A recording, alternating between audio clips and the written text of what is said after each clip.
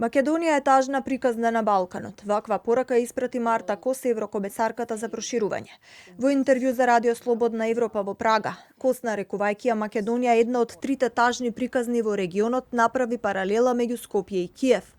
Го спореди долгото чекање на Македонија за почеток на преговорите со ЕУ со потенцијалната иднина на Украина. There are two very sad stories, or three. One of them is Kosovo not being able to move on. Another sad story is North Macedonia. If we would wait with Ukraine for as long as North Macedonia has to wait to start the negotiations, Ukraine would start negotiations in 2045. And then, of course, it is Bosnia. Според Кос, процесот на проширување на ЕУ во овие моменти е значително различен од месец јануари, наведувајќи ги како клучни фактори промените на геополитичката сцена и новата администрација во САД.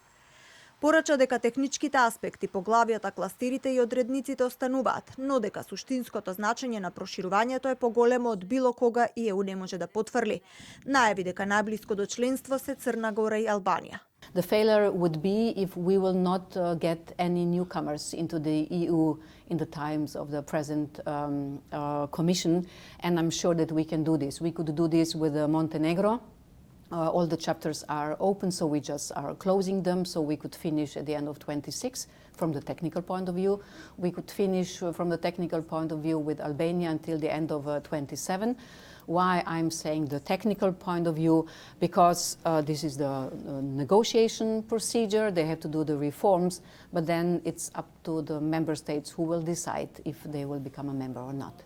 И додека Марта Кос денеска и утре е во официјална посета на Србија, председателот на Европскиот совет Антонио Кошта е во тридневна посета на Бугарија.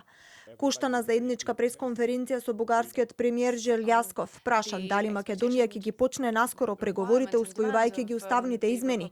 Кратко порача дека ЕУ ќе продолжи да работи со земјата. Шефот на дипломатијата Муцунски пак пред 3 дена изјави дека комуницира со Марта Кос, но одби да сподели детали. Македонија беше во ист пакет со Албанија, но официјална Тирана го претрка Скопје и го отвори првиот кластер со ЕУ во октомври минатата година. Македонија пак остана заглавена поради уставните измени.